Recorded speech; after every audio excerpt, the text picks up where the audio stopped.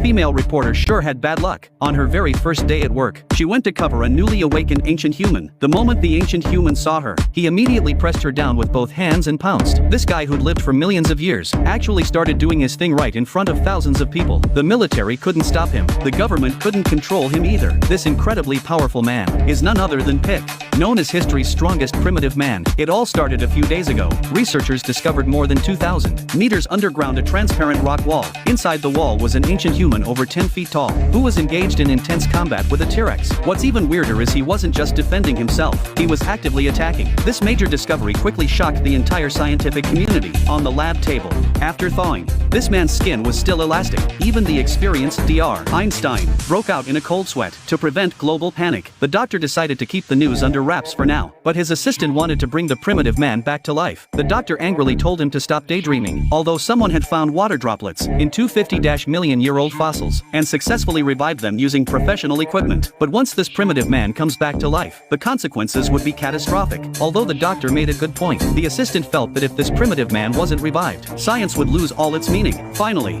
convinced by the guy with glasses, the lab secretly began the plan to revive Pick and started constantly monitoring all of Pick's vital signs. Although his heartbeat had returned, Pick still hadn't woken up. That night the assistant was working the night shift alone, but he felt the chocolate bar in his hand was pretty bland. Suddenly an idea popped into his head. If he could eat a piece of T-Rex steak, his life would be complete. The guy with glasses hurriedly opened the cold storage door. With such a huge dinosaur, nobody would notice if he took a bite. Meanwhile, Dr. Einstein was completely stunned. Pick's stomach actually contained T-Rex meat. This meant Pick was an ancient human who survived by hunting T-Rexes. At this moment, the guy with glasses was frying up a steak. The aroma quickly filled the entire laboratory. After smelling the aroma, Pick actually opened his eyes. The oblivious guy with glasses was still leisurely enjoying his steak. The taste was just like beef, really chewy. Just as the guy with glasses was savoring his steak, Pick had already broken free from the wires wrapped around his body. Following the aroma in the air, he walked up behind the scientist. The guy with glasses was scared out of his wits, because what appeared before him was clearly a ferocious wild beast. But what he didn't expect was, Pick didn't attack him. Instead,